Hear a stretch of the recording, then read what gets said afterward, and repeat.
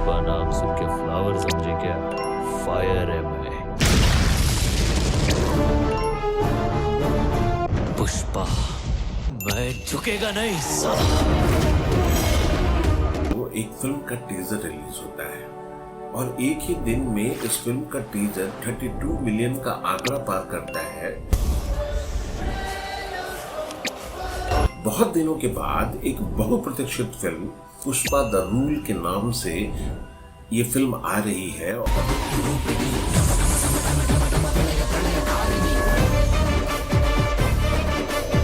इस फिल्म को 15 अगस्त के दिन रिलीज किया जाएगा। इसके व्यूज देखने से ऐसा लगता है कि ये फिल्म किसी थिएटर में नहीं बल्कि हर जगह स्टेडियम लगानी होगी, क्योंकि इसमें दर्शकों का बहुत प्यार मिल रहा है।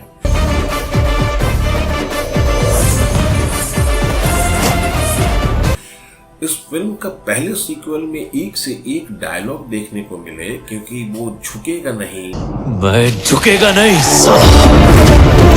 और दूसरा कि पुष्पा नाम सुन के फ्लावर समझा क्या? फ्लावर नहीं है मैं, फायर है। और पुष्पा 2 का टीजर देखने से ऐसा लगता है इस फिल्म के थ्रू एक फायर होने वाला है।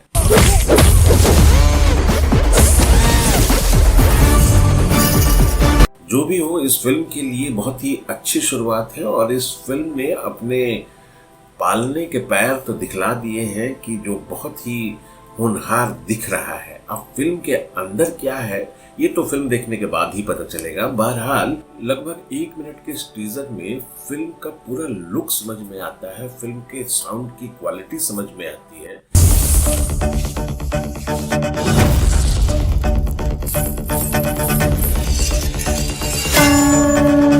वास्तव में हम इसे फिल्म का टीजर तो नहीं कह सकते।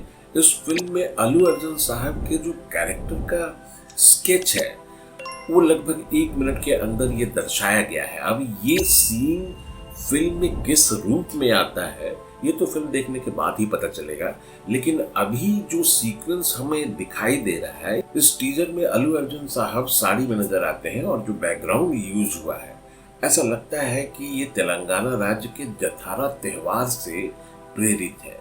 दोस्तों, जथारा त्योहार की ऐसी मान्यता है कि ये आदिवासी लोग, उनका ऐसा मानना होता है कि जब देवी देवता उनसे मिलने के लिए आते हैं। इस टीजर में जो साउंड क्रिएट किया गया है वो वास्तव में अचंभा पैदा करता है। पुष्पा 2 द रूल का टीजर देखने से ऐसा लगता है कि अल्लू अर्जुन साहब ने जो पुष्पा 1 में जो अपना स्वैग बनाया था,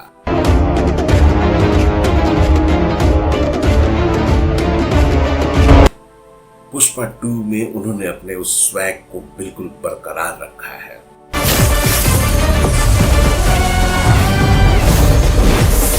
पुष्पा 2 को हमारी ढेर सारी शुभकामनाएं और अल्लू अर्जुन साहब को जन्मदिन की बहुत बहुत अशेष शुभकामनाएं। पुष्पा 2 टीजर कमाल है साहब।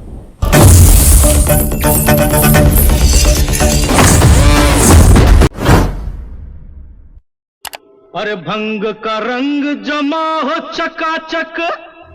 हिंदी सिनेमा की एक ऐसी फिल्म जो अपने सुपरहिट गाने नहीं बल्कि अपने डायलॉग से भी जानी जाती है।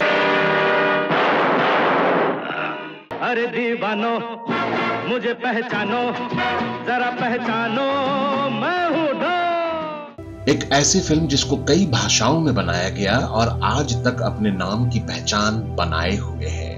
डॉन को पकड़ना मुश्किल ही नहीं, नामुमकिन है। इस फिल्म को बनने में 3 साल से भी ज्यादा का वक्त लगा था और साल दर साल ये फिल्म कीर्तिमान बनाती गई। जिसका मुझे था इंतजार, जिसके लिए दिल।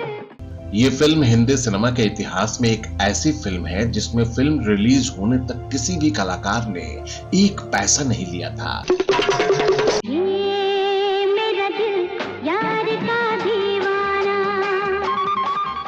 क्योंकि इस फिल्म के निर्माता ने इस फिल्म को बनाया था अपना कर्ज उतारने के लिए, मगर दुर्भाग्य से शूटिंग के दौरान ही उनकी मौत हो गई। एक रोज मैं इस दिल को थाम लूंगा। अभिनेत्री शीतल को फिल्मों में काम करने से इतना प्यार था कि वो खुद निर्देशक और निर्माताओं के घर चली जाती थी काम मांगने, और इसी काम मांगने की आदत ने उन्हें पहुंचा दिया शोमैन राज कपूर के पास। मीडिया रिपोर्ट्स की माने तो अभिनेत्री शीतल राज कपूर साहब के पास करीब साल भर लगभग हर रोज पहुंचकर अपनी याद दिलाती थीं कि वो उन्हें काम दें। अभिनेत्री शीतल की लगन को देखते हुए राज कपूर साहब ने शीतल को अपनी अगली फिल्म सत्यम शिवम सुंदरम में बतौर हीरोइन उतारने का वादा भी कर लिया था।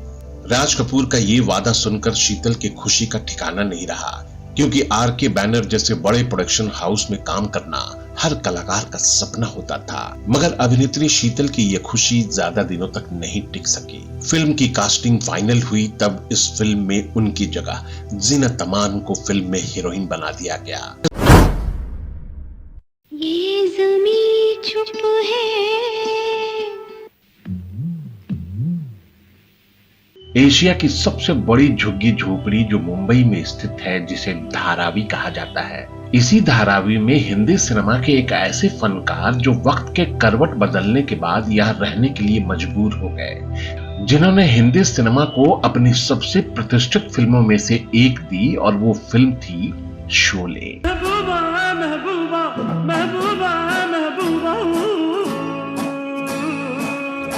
और इस फिल्म को बीबीसी ने फिल्म ऑफ मिलेनियम के खिताब से नवाजा। बसंती इन कुत्तों के सामने मत नाचना, सांभा।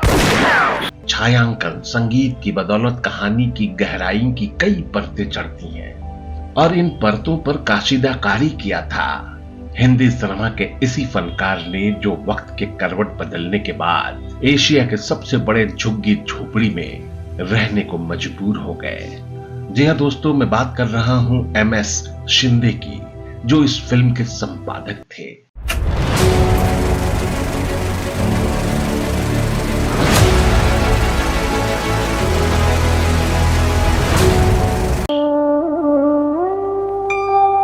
ये है विविध भारती। रेडियो की जब शुरुआत हुई तो पहला लोकप्रिय चैनल बना विविध भारती।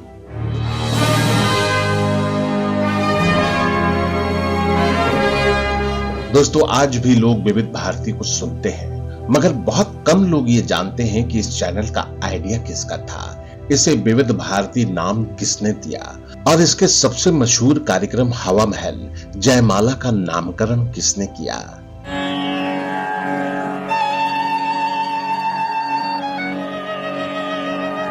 तो दोस्तों, ये आपके जानकारी के लिए बता दें कि इसकी परिकल्पना एक गीतकार, एक कवि ने की थी, जिन्होंने लोकप्रिय रेडियो चैनल विविध भारती की स्थापना करके ऑल इंडिया रेडियो के पतन के दौर में उसका चेहरा विकसित किया और श्रोताओं का एक ऐसा वर्ग तैयार किया जिनकी संख्या लगभग 35 करोड़ तक पहुंच गई थी। तुमने तो मुझे अवाक कर दिया पुत्र, अब इसके आगे मैं क्या कहूं? नमस्कार दोस्तों, मैं हूं विजय पांडे और आप देख रहे हैं golden moments with Vijay Pandey.